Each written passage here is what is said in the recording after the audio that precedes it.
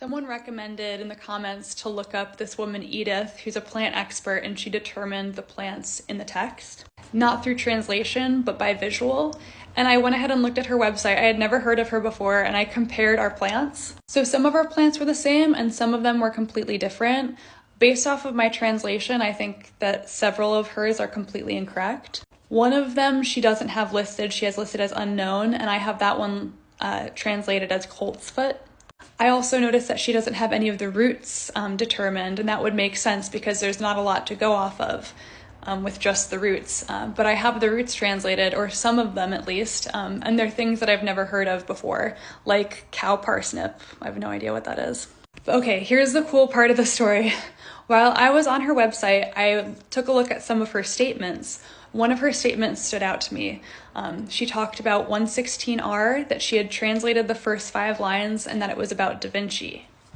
This is an old theory that Da Vinci had something to do with this text, and if you know me and my theory, I don't think Da Vinci had anything to do with this text. I think this may have been added to her list of statements to give herself credibility. I hadn't translated 116R, so I decided to take a look. So one of the first words that I translated from this intro was the word fart. I was like, there's no way. It also means puff. But I was like, what is going on?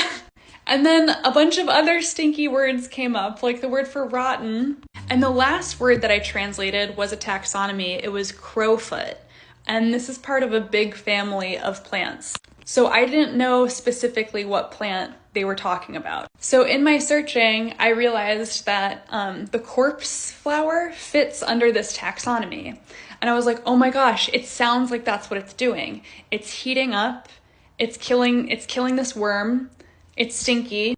But then when I was doing more research on the corpse flower is like in Indonesia, it's nowhere close to Europe, it's nowhere near there. So I had to abandon the corpse flower idea, and I did a bunch of research, and I came up with columbine, which is located in that area, and it's part of the crowfoot family. And interestingly enough, I saw that the seeds of columbine are sometimes used to induce labor. But nothing was really reading to me as stinky or toxic about columbine. Columbine is toxic, but it doesn't exactly like lure worms or like bugs. Oh, it should also be noted that one of the words that I translated was whitewash, or like lime wash, like when you like rub lime on wood. And I also had the word pine. So the sentences that I have like make sense, but they weren't quite adding up until I started really deeply searching stinky plants. And I specifically looked under the taxonomy name for crowfoot type plants, and I came up with the stinking hellebore, which heats up, lures, and eats bugs, which is exactly what's happening in the sentences that I have. There's a heating up, and the stinking hellebore, it grows in woodland and in limestone soil. So what I had as pine and lime washing is just talking about the area and the soil. So yeah, it's not about Da Vinci.